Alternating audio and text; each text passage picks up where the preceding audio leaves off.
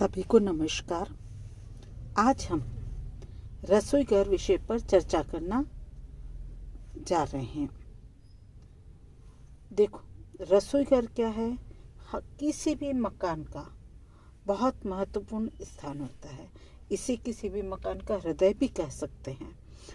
अच्छा, संपूर्ण घर की जो गतिविधियां हैं या कार्य हैं, सब लगभग यहीं से संचालित और नियंत्रित होते हैं। और इसलिए रसोई घर की जो व्यवस्था है काफ़ी हमें सोच समझकर और विवेकपूर्ण ढंग से करना चाहिए। निर्णय भी प्रॉपर तरीके से लेना चाहिए। जहाँ तक देखा जाए कि गृहिणी का अधिकांश समय जो है वह रसोई के कार्य में व्यतीत होता है। यह गृहिणी का मुख्य कार्य केंद्र भी कहला सकता है या कार्य केंद्र होता है। गृहिणी अपने कार्य समय का 1/3 भाग रसोई घर में ही व्यय करती है। ठीक है। अच्छा, रसोई घर सुव्यवस्थित आधुनिक सुख सुविधाओं से युक्त होगा तो रसोई का कार्य क्या होगा? मनोरंजनात्मक होगा। गृहिणी को थकान भी नहीं महसूस होगी और रसोई कार्य के प्रति अरुचि, निरस्ता, थकान का मुख्य कारण ही है असंतोषजनक व्यवस्था, रसोई का बहुत छोटा होना जिसमें हवा, पानी, रोशनी की व्यवस्था ठीक से नहीं होना, प्लेटफॉर्म की ऊंचाई जो है कम अधिक होना।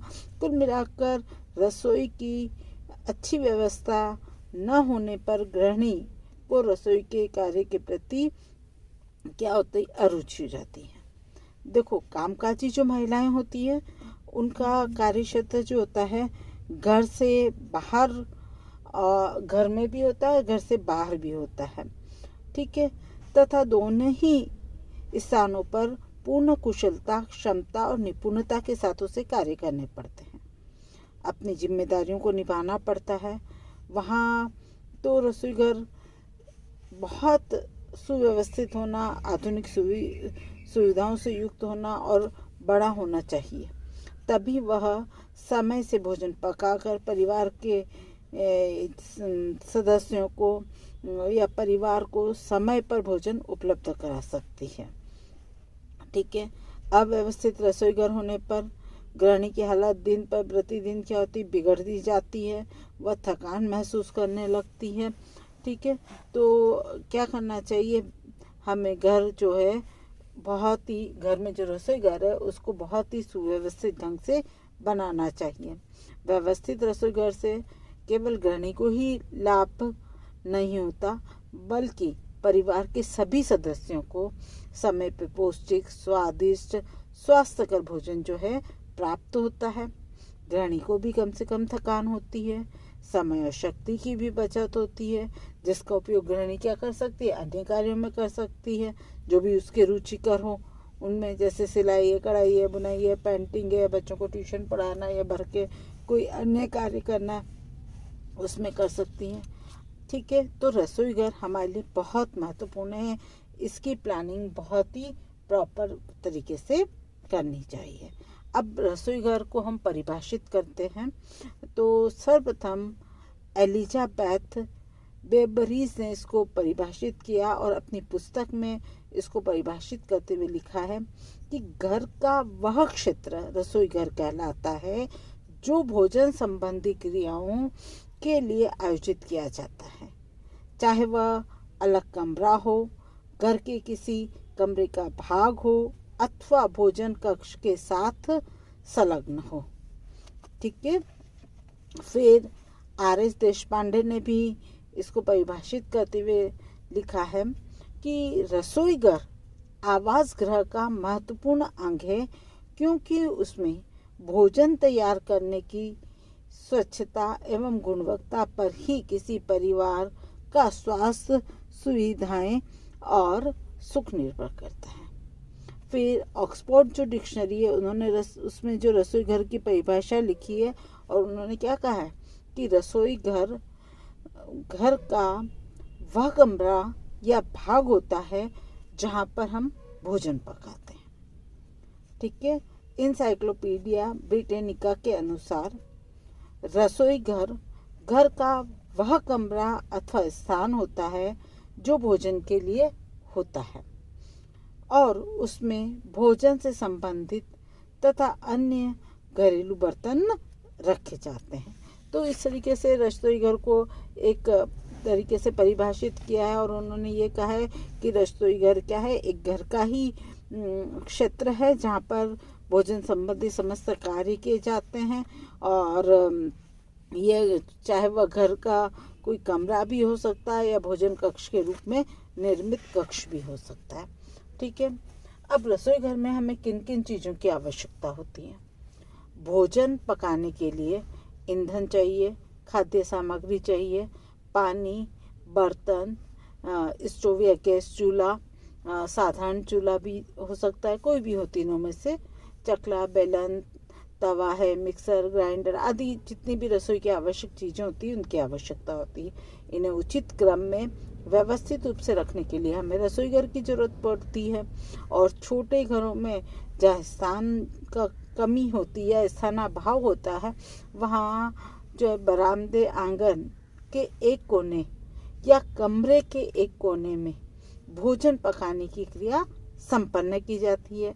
यदि भोजन बैठकर पकाया जाता है तब बहुत अधिक सोच विचार करने की ज़रूरत नहीं होती, परंतु यदि भोजन खड़े होकर विदेशी शैली में पकाया जा रहा है तब हमें क्या करना पड़ता है?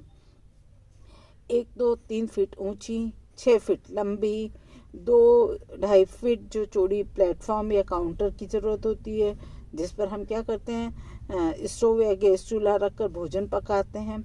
वहीं आसपास छोटे जो शेल्फ भी हमें बनाकर उसमें भोजन सामग्री जैसे मसाले, नमक, तेल या अन्य भोज्य पदार्थों के डिब्बों को भरकर लेबल लगाकर रखना चाहिए, ताकि गृहिणी को खाना पकाते समय बहुत कम मात्रा में उठना बैठना पड़े।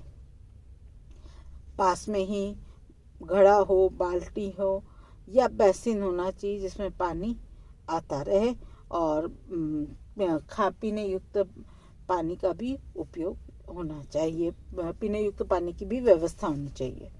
धुले हुए बर्तनों को टोकरी में रखना चाहिए, इससे क्या काफ़ी श्रम और समय की बचत होती है।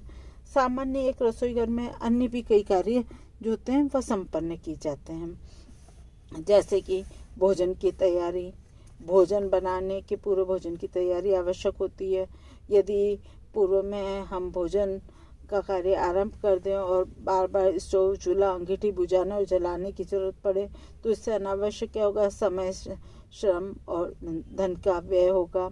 उदाहरण के लिए सब्जी बनाने के बाद अगर आग बुझाकर रोटी पकाने हेतु आटा गूंथे, या दाल पकाने के बाद सब्जी पकाने हेतु सब्जियों को धोना और काटना, तो अतः बार बार चूल्हा बुझाने और उठाने से क्या होता है? भोजन जो है उसमें थोड़ा डिले होता है। इसलिए क्या करना चाहिए कि भोजन संबंधी तैयारी जो है पूर्व में पहले कर लेनी चाहिए। ठीक है, तो इसके लिए जितने भी सहायक उपकरण हैं और सामग्रियां हैं वह एक जगह व्यवस्थित करके रखना चाहिए। फिर भोजन पकाना, सुबह और शाम का नाश्ता तैयार करना, चाय कॉफ़ी को आदि तैयार करना, दोपहर का, शाम का भोजन बनाना, विशेषकर तीज त्योहारों पर विशेष प्रकार के भोजन बनाना, और ये सब कार्य कहाँ किया जाता है? जो भोजन पकाना का जो केंद्र है, कुकिंग ऑफ फूड, वहाँ किया जाता है। फिर खाना परोसना, सर्विंग ऑफ फूड, रसोई, परिवार के सदस्यों को भोजन परोसने का काम भी रसोई घर में किया जाता है। भोजन पकाने के बाद दूसरा महत्वपूर्ण कार्य है कि भोजन को बहुत ढंग से और आकर्षक तरीके से परोसे, ताकि भोजन जो करने वाला है वो भोजन को देखते ही उसके प्रति आकर्षित हो जाए और उसकी भूख बढ़ जाए और भरपेट मन से वो भोजन कर सके। फिर झूठे एवं खाने पकाने वाले बर्तनों की सफाई। झूठे जो भी आपके, चाहे वो प्लेट हो, तसरी हो, थाली हो, परात हो, ग्लास हो, चम्मच हो, उनको खाने में काम आने वाले, जैसे खाना पकाने के जो काम में आने वाले बर्तन है, जैसे कि प्रेशर कुकर है, कढ़ाई है, मिक्सर है, चूल्हा है, तवा आदि की सफाई और खाने परोसने वाले बर्तनों की सफाई आदि के काम भी रसोई घर में किए जाते हैं। साथ ही साफ किए बर्तनों को व्यवस्थित रखने का काम भी किया जाता है।